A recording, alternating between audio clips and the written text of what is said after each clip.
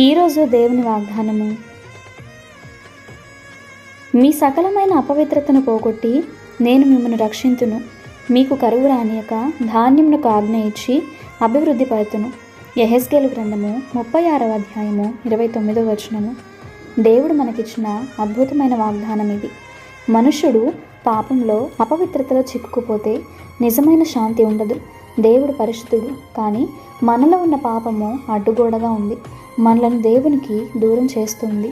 కానీ మన దేవుడు తన కుమారుని పంపి ఆయన ద్వారా శిలువయాగం జరిగించి మన పాపముల నుండి విమోచన కలిగించాడు.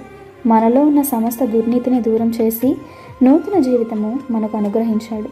భవిష్యత్తులో కూడా పాపం మనపై జయించుకుంటున్నట్లు ఆయన కృప చూపాడు. అలాగే నీ జీవితంలో కరువు రానియక, అనగా ఆత్మీయంగా నిన్ను అనుదినము వాక్యంతో తృప్తిపరిచి ఉన్నత స్థితిలో నిలవబెట్టువాడు. భౌతికంగా నీ జీవితంలో ఉన్న సకల విధములైన కొరతలను తీర్చి సమృద్ధితో నిన్ను నింపువాడు. దేవుని ఆశీర్వాదము సమృద్ధి స్వల్పంగాను అల్పంగాను ఉండదు. అది నిరంతరం ఆయన యొద్ద నుండి మనం పొందుకుంటూనే ఉంటాము. ఆయన యొద్ద నుండి వచ్చినది ఆగని సమృద్ధి. మరి అట్టి సమృద్ధి, ఆయన పరిశుద్ధత నీవు నిత్యము పొందుకోవాలంటే నువ్వు కూడా ఆయన మీద నిరంతరం ఆనుకోవాలి. ఆయన ఇచ్చు సమృద్ధి, పరిశుద్ధత, రక్షణ నీవు పొందుకుందువుగాక. ఆమేన్.